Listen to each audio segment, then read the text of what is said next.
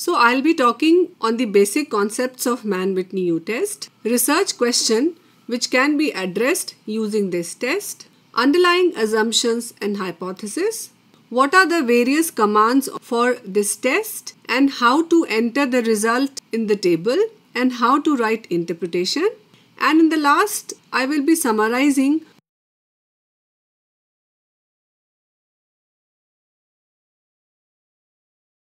So if I want to compare the mean value of an outcome X across two categories of a dichotomous variable, like if I want to compare the mean SGOT of alcoholic liver disease and non-alcoholic liver disease patients, what should I do? I may use this test because I have seen that the value of this outcome X is not normally distributed across the categories of a dichotomous variable. So I am confused that whether I should use independent sample t-test or because the hypothesis is that it should follow the normal distribution. But this is not following normal distribution. So what to do now? So many a times we already know that the variable of interest which we have included, it doesn't follow the normal distribution as reported by the previous studies also. So I have decided beforehand that I'll use Mann-Whitney U-test, or I'll have to compare the median of these variable of interest across the categories of a nominal variable. So in both the cases, you should not worry because you have got an option of Mann-Whitney U-test, which is the non-parametric analog of independent sample t-test. So Mann-Whitney U-test is used when the assumptions of t-tests are not met. It is a non-parametric analog of independent sample t-test. It arranges the sample data in a rank order and then compare the mean rank of continuous variable across dichotomous variable. And by our previous knowledge, we know that dichotomous variable is a variable which has got two categories. What are the underlying research questions? So the first question could be, is the median SGOT level of population with alcoholic liver disease and non-alcoholic fatty liver disease are same? Is median post-operative pain as measured by the visual analog scale is similar for surgical technique 1 and surgical technique 2? And the third research question could be, is median Apgar score of babies born through normal vaginal delivery and cesarean section is same? So in all these research questions, what have you observed? So you have seen that there is a scale variable in each research question and you want to compare median of it across two categories of a nominal variable. So the appropriate statistical test for such research question is Mann-Whitney U-test, also known as Mann-Whitney test. Let's see the assumptions for Mann-Whitney U-test.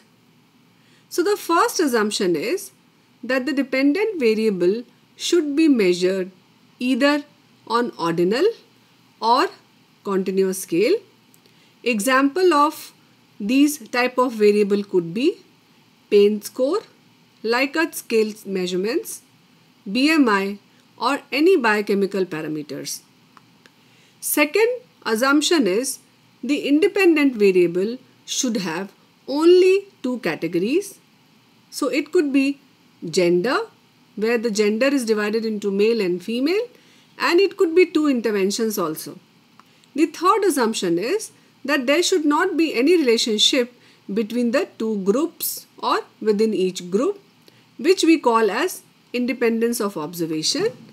Like the case should not be a twins or a paired data, or there should not be husband in one group and wife in the other group, because that will violate the principle of independence of observation. The fourth assumption is the dependent variable should not be normally distributed across two categories of independent variable. and the distribution should follow the same shape. That means if it is skewed, then it both should be right skewed or both the distribution should be left skewed.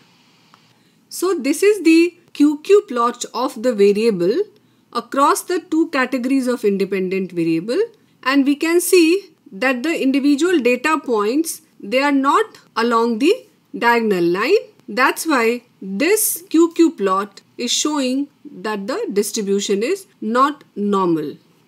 Now let's understand the concept of distribution of same shape or of different shape. So if you focus on this first graph, whether you will see that it is the graph of the frequency of BMI of male and female, you can see the pattern is same in both the two categories. Like the pattern of male BMI and the pattern of female BMI is of same shape. It is in the same direction. That means the skewness is in the same direction. Whereas if you focus on this graph, it is very clear that the distribution of BMI in male and in female, that is not in the same direction. So they both are in opposite direction. So that we mean by the distribution of same shape in both the categories and distribution of different shape in both the categories. So what is the null hypothesis for Mann-Whitney test? So it says that the median of the two groups are equal, whereas the alternative hypothesis says that the median of the two groups are not equal. Let's learn the Mann-Whitney test in Jamovi. So open Jamovi. Click on this tab. Click open. Browse the data. This is my data sheet in Excel file format. I'll open this and this data will open in Jamovi. Now like we did for variable, we did the edit option. So similarly you have to change the variables. So I'm skipping all this. Like age you have to make as integer, continuous, then again gender, integer, then race again, nominal is okay but you have to make it integer. Similarly SES, I'm skipping this because my question is only related to this MI order. So this is nominal and this is integer. This I can write as a first attack and recurrent attack. Then click next. Systolic blood pressure, this is continuous. Diastolic blood pressure is also continuous. Total protein continuous. SGOT is continuous. LDH is again continuous. So this way we have added the variables and added their names. Now come to the analysis. This is the data. In analysis, first you have to check for the normality and the outlier. So for that, click on explore, go to descriptive. In descriptive, because you have to check this across the MI order. So the question which I have to test, that is this is the question that you want to study whether there is any difference in the mean SGOT and LDH level of patients who have the first order MI compared to who have the recurrent episode. And so I have to compare it across a categorical variable. These two are continuous. And MI1 is the first order and 2 is the recurrent order after checking for the underlying assumptions. So going back to the data sheet, I have to split it on the basis of categorical. So I will click this MI order and the variable which I have to take, that is the SGOT and the LDH. So shift these two variables in this box, variable box. Now there are two options, statistics and plot. So for normality and outlier, for normality we have learned that we plot QQ plot, and again there is a histogram also. And for plot outlier you have to click on the box plot. So click on this box plot You can click on this histogram and you can click on this QQ plot.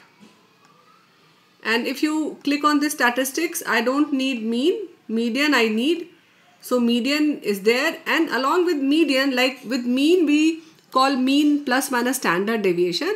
Similarly with median we express it in the form of the interquartile range. So I have unchecked this and I have clicked on interquartile range. Before you click this, you have to check first the QQ plot and normality, because how will we come to know that we have to apply the Mann-Whitney, not the independent sample t-test. So you just see the plot. So if you see these two plot, it is, you can see it is the right skew. Both are right skewed. It is not normally distributed. Similarly, if you see the box plot, there are many outliers in the SGOT. So these individual points, they are the outliers. So with these many numbers of outliers, it is expected that the independent sample t-test will not give the valid result. Therefore, Mann-Whitney U-test is the test of choice. Similarly, if you see the QQ plot, this QQ plot, the data point, this is not along this diagonal line. So this is again not normally distributed. Similar is there with the LDH. So this graph shows that this is not normally distributed. This QQ plot also, if you'll see, this is not normally distributed. So in the assumptions, we have seen that if the data is not normally distributed and if the direction of the skew, you can see here that the mostly in this case also, the direction of skew is same. So in this case, we will use the median and interquartile range as a descriptive, and we will use the Mann-Whitney U-test to check for the hypothesis. So once you check this, then you click this interquartile range and median, because we need this as a descriptive. And then again you can go to this option of t-test. In this t-test, again you have to click this independent sample t-test, and here you can see that again this grouping variable will be the MI order, and this SGOT and LDH will be moved to this place. And instead of student t-test, now you have to check this Mann-Whitney U. You can see this option of Mann-Whitney U, and this when you check, then you will get that. And here you don't have to check for all this, because Mann-Whitney, these assumptions like homogeneity, normality, this we have checked. Normality and QQ plot we have checked with the descriptive option. So then you don't need this. You can say that SGOT and there is a difference. Descriptive you can see from this place. So if you go up and see the table, you can see here that the SGOT median interquartile range. So this is the median of SGOT in the first attack. This 59.5 is in the recurrent attack, along with this is the interquartile range. So this is the interquartile range of the for the SGOT first attack and recurrent attack. Similarly, the LDH value you can see here, and whether these values are significant or not, for that you have to go and see the Mann-Whitney U value. So statistics is this, and in first case this difference was significant, whereas in the LDH group it was not significant because p value is not less than 0.05. So this is how, when you have to enter this result in the table, then you have to enter the result like this. So this is the table. I have compared the median SGOT across MIA level. So this is the SGOT level, this is the median with IQR, and then this is the result of Mann-Whitney U test. So here you can see that this is the description, that the values of SGOT was not normally distributed across MI order as tested by the visual inspection of QQ plot, and there were a significant number of outliers which was kept in the analysis. Mann-Whitney U test was run to determine if there were difference in the SGOT level, and distribution of SGOT level for first and recurrent order MI was similar as assessed by the visual inspection of histogram, and then you have to report the descriptive. So this is how you write the interpretation.